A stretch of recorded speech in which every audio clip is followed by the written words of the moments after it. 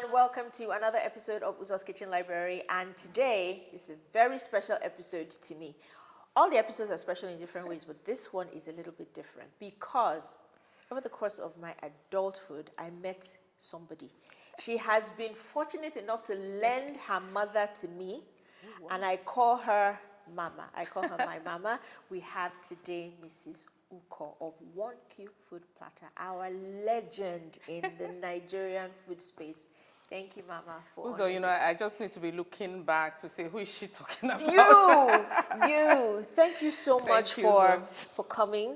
Thank you for having me. Thank you for all you've done for our food space in Nigeria. And I think on the softer side, thank you for all of your many children, including me. Yes, I keep on adopting. Yes. And there's no end to it. There isn't. It's my pleasure. You know something about surrounding yourself with younger people? It keeps you alive. It keeps, honestly, one tip there. Ah, interesting. Mama is very funky. You are very funky, by the way. So I'm very, very honored to have you here because we were just saying this off camera and that conversations around food you are there for. Yes. So this is unscripted. So I'm hoping that I will be able to show people a side of you that they don't normally see. That would be tough because of the history that you have in our space. But let me see what we can do. Now, what's also very, very interesting, I don't know if anybody knows, but Mama, Mrs. Ukoh, has a book, Memories on a Platter. This is obviously Uzo's Kitchen Library. And the concept of the show, you would have seen a couple of episodes by now, is not only are we having these nourishing conversations, but we're actually going to cook something out of a book inspired by this conversation. For Mama's case, there's even nothing. We're just going to cook out of her book. What I'm going to make, she doesn't know. So when you see the episode, you know. But I'm very, very excited about it because it's actually something that I haven't made before. So Memories on a Platter. You can let me know where I can tell you where you can get copies. So, all right. So let's talk.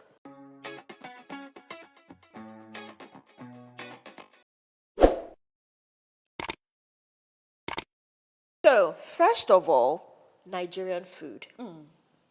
You are very passionate about Nigerian food. Yes.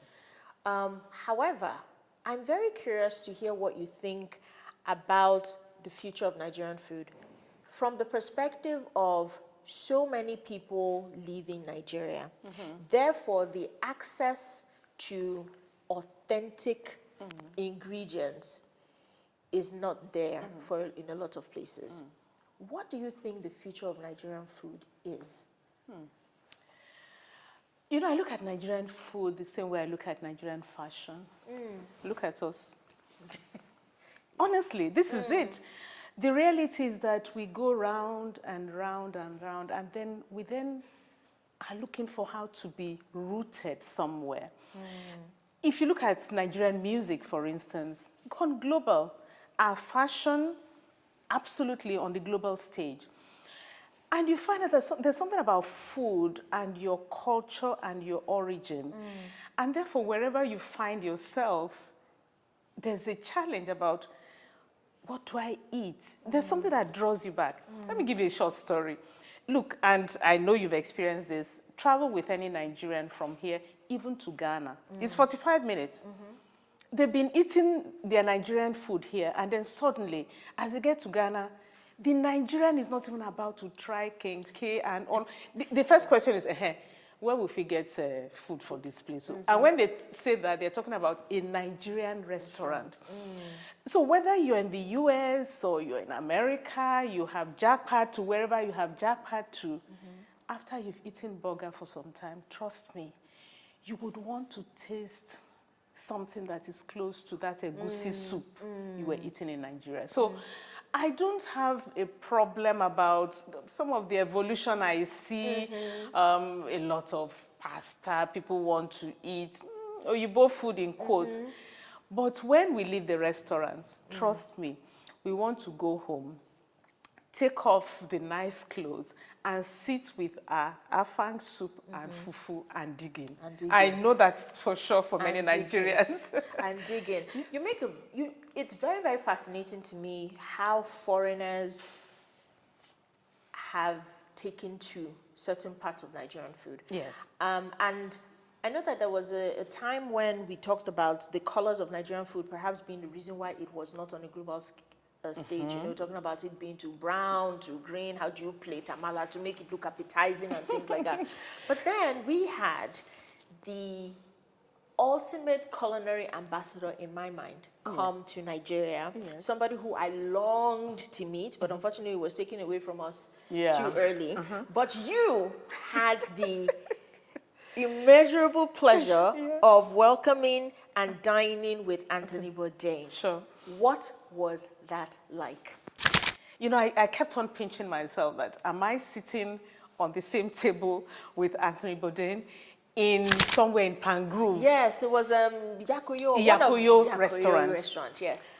And you know what he kept on saying, you know, when we kept on talking about, you know, fusion, Nigerian, he says, no, for somebody like him, visiting Nigeria, he wants the authentic thing.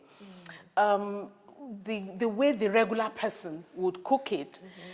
I always say, I mean, I always have these debates with my daughter about the word authentic in food. And she says authentic is authentic to me. It might be, you know, not the same for you, depending on where you learned from. But I say there's something about egusi soup. When you blindfold me, when I taste it, it doesn't matter how you cooked it, whether it was hand-peeled egusi or machine-peeled egusi, or whether you pounded the egusi to get the powder or you blended it. When I close my eyes, I will know it's egusi soup. And that for me is authenticity. It doesn't matter how you got to the answer, but so long as when I taste it, like they say, when the rubber hits the road, when the food hits my tongue, I should be able to taste it. That this is egusi soup, this is afang, this is edika Iquo. Because when I start to taste curry powder in egusi soup, blindfolded, then that's not authenticity to me. So yeah, but you know, the issue of authenticity, I think it's another debate, you know, absolutely. But for me, I think it's to always remember that that person coming to try out Nigerian food, there's a certain taste profile to our food, which the person we should be selling more or less, you know. So yeah, I think the issue of authenticity we should stress, particularly now that we're getting into the global space with our food. Yes. So talking now about authenticity and foreigners. Many years ago, there was the whole Jamie Oliver Gate and jollof rice.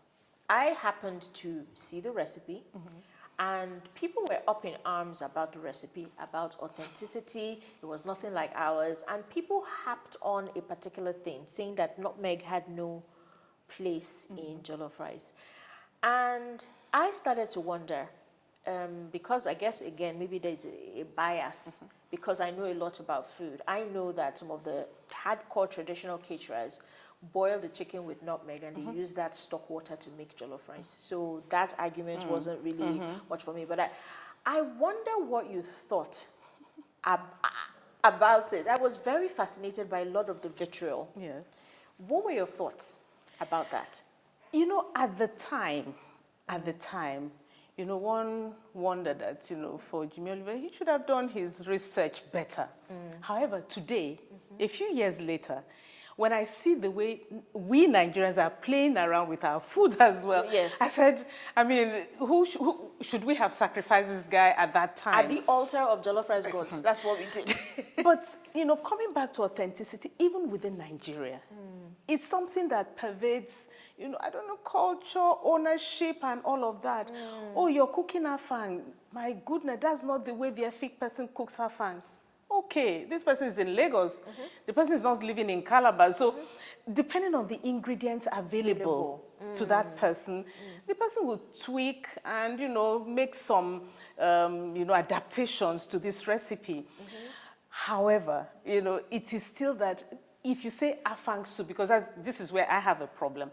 If you call it afang soup, then afang should be there at least. Yes, okay. Yes, because sometimes I'm getting to see dishes named after certain ingredients, and the ingredient is not even there. Take for instance, I mean, if you go abroad now, you know, food chefs and the rest, everybody is saying chicken suya. And they're replacing yaji with suya. You know, the Yes, two words. yes. Yaji is the spice. Yes. But I guess for them it's about marketing. Right. Many people don't know yaji. I need to sell this chicken. So I tell them that it's chicken suya. And the chicken might not have seen any grill because if it is suya, then it should be on a grill. Yes. All they've done is put the chicken in the oven, sprinkled with yaji, and they call it chicken suya. So, but like I said, you know, talking about authenticity, at least the main ingredients you've mentioned in the name of this recipe should have, you know, that ingredient in that recipe.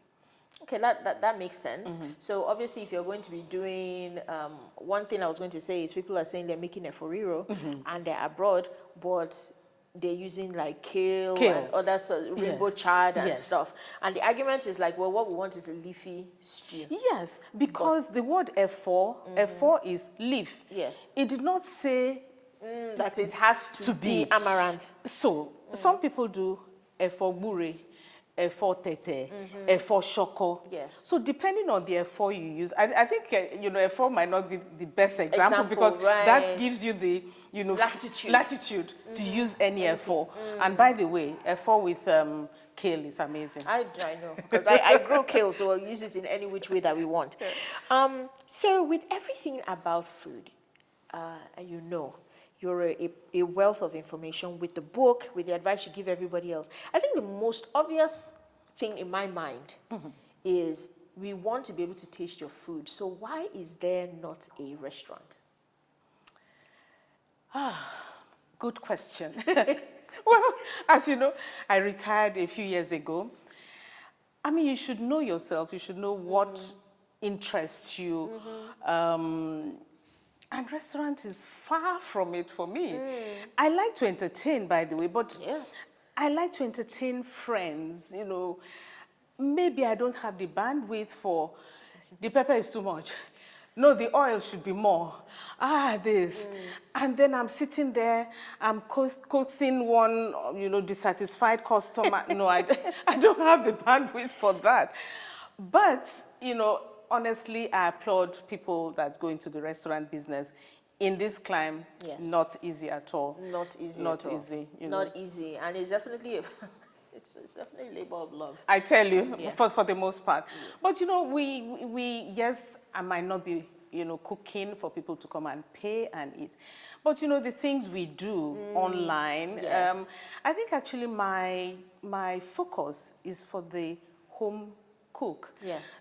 That lady who has a family and sometimes she's lost for what to do. And also somebody like you, basically Igbo married to Yoruba. You know, it's a tribal marriage. Sometimes you might not even know the things that, you know how to cook the dishes from your husband's place, or vice versa. The man might not know how to cook the dishes from his wife's place. So what I do helps to solve that kind of problem, that kind of, you know, pain for the couple or for families out there. Could be even a single person living alone, as people are living longer alone, and you need to cook. Where can I find authentic information? And I cook and I get the result. Because trust me, some of the recipes might not be standardized. For me, I make sure I standardize the recipe. So ingredients are not things you play around with. The cost of ingredients are high. So you want to cook and get the results you expect. With everything that you know again about food, and you're a fantastic cook, what is because I would imagine that your palate is advanced. Your standards are high. So what is the best meal that you have ever had? Memorable meal. Oh, this was somewhere in Montreal, Canada. I'm telling you. Really? Also, I sit every day and I say, anytime I go to Canada, I have to go to Montreal, go to that restaurant. It was a simple salad. What? I'm telling you, you know, you eat some things and you say, why did this one stick? And I think it was the flavors.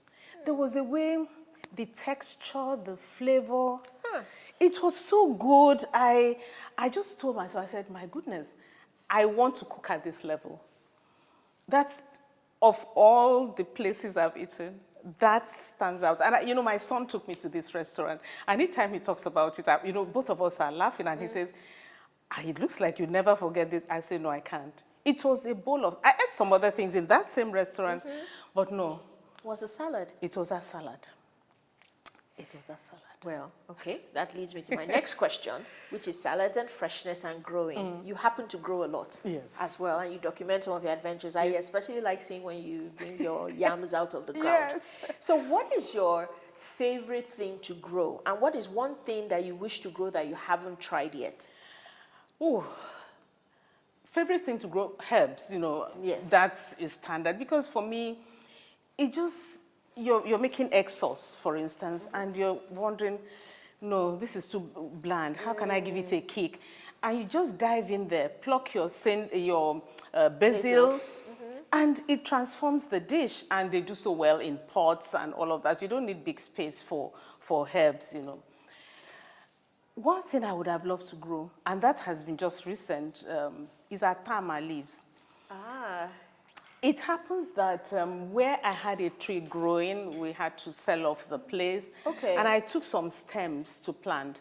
It has not done well. So I'm still hoping, you know, to do that.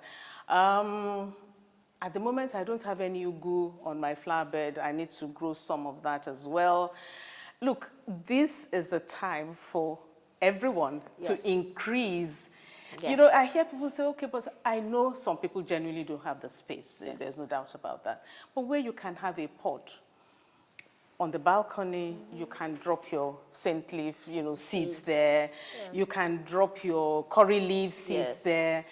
And by the way, we've grown yam in bags, in rice bags. So, you know, there's so many things we can do, you know, with the little space we have. Very ingenious. And you mentioned Ukoh as well. You have a big pot and you just stick something in there that can be supported, that can climb. And then I think it's worth it, especially with conversations also about fertilizers and the impact of all of these pesticides. It's amazing. I mean, there's so many things we can actually do, you know, in the little space we have. I take water leaf, for instance. That one grows. Yes, I mean, once you put the little stems in the earth, water it, and you have something. Yes, it might not provide all the water leaf you'll need for a year, but if it can provide 5%, then you freed up 5% for somebody else to buy in the market. Yes. That's the way I see it, aside from the freshness of it. I love that. That's a good way to think about it. So now, books, Uzo's Kitchen Library, I have to ask you, non-food books. Can you tell me 2 books that you have read that you would recommend or that have made a lasting impact on you that are not food related? Recently. Well, recently, one of it would still have food in it somewhat. It's a book by a lady, her name is Jamie Beck. She wrote a book.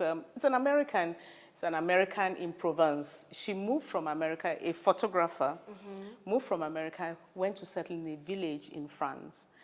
And she talks about all the challenges of settling into another culture, France. She loves cooking. And why the book? For me, because she's an excellent photographer. And she does a lot with food photography, by the way.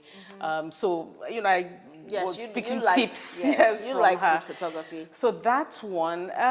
The other one is actually a Christian book by Joyce Meyer that I'm reading at the moment. But of course, I still go back to Memories on a Platter from time to time to read some of the stories I wrote myself. And for people who don't know, I think I have a huge cookbook collection, and that's really where the premise of this show started. And I've seen the evolution of cookbooks.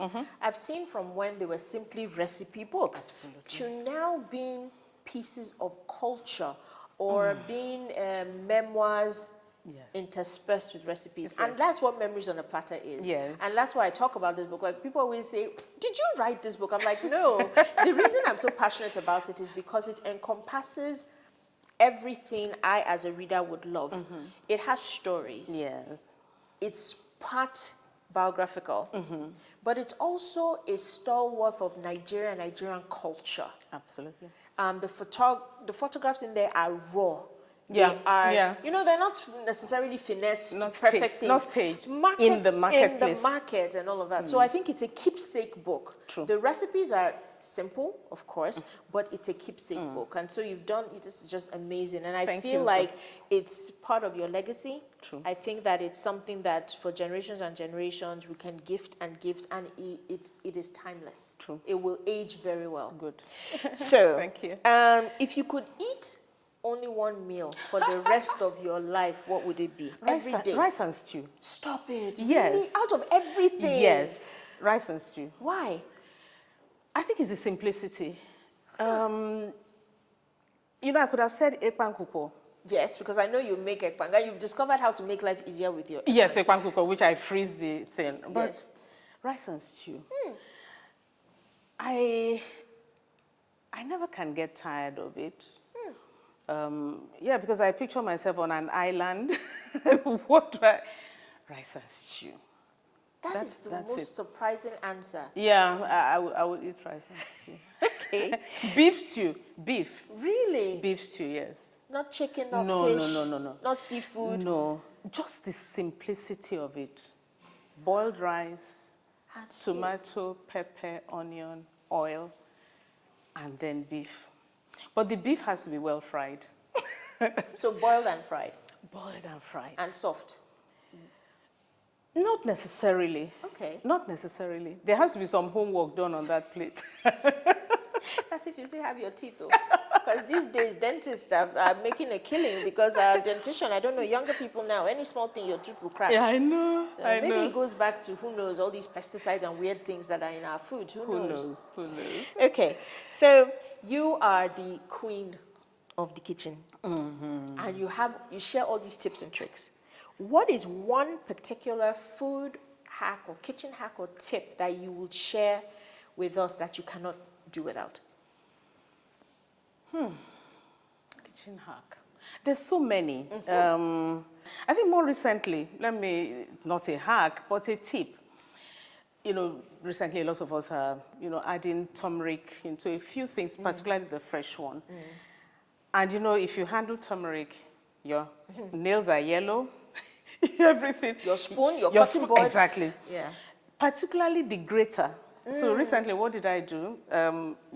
When you open sardine, the can, I just put a nail, make an emergency grater, put a nail from the inside, and you make holes and holes and holes. You have a grater there.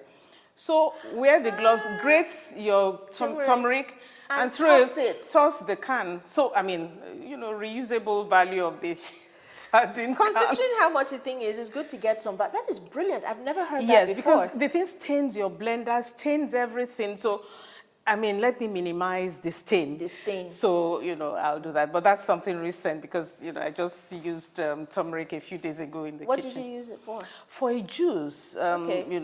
because there was a lot of cough, cold everywhere. Yeah. Oh, yes. So I did this combination of turmeric, ginger, and some lemon juice, pineapple. Okay. And, squeeze into it. You didn't need it because of the No, pineapple. I did because the pineapple was there, so I didn't need that. So, and the cough and cold disappeared. Okay, was that what did it? I don't know. But those things it have, has- turmeric has a very good nutritional value. It does.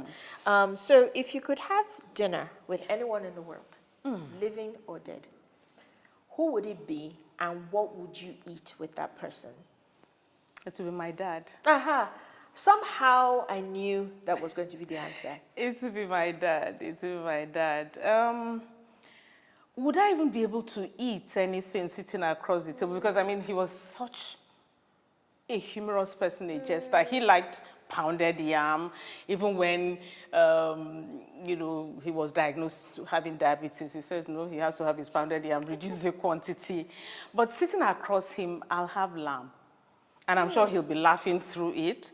I'll have lamb and mashed potato, but lamb that is slow cooked.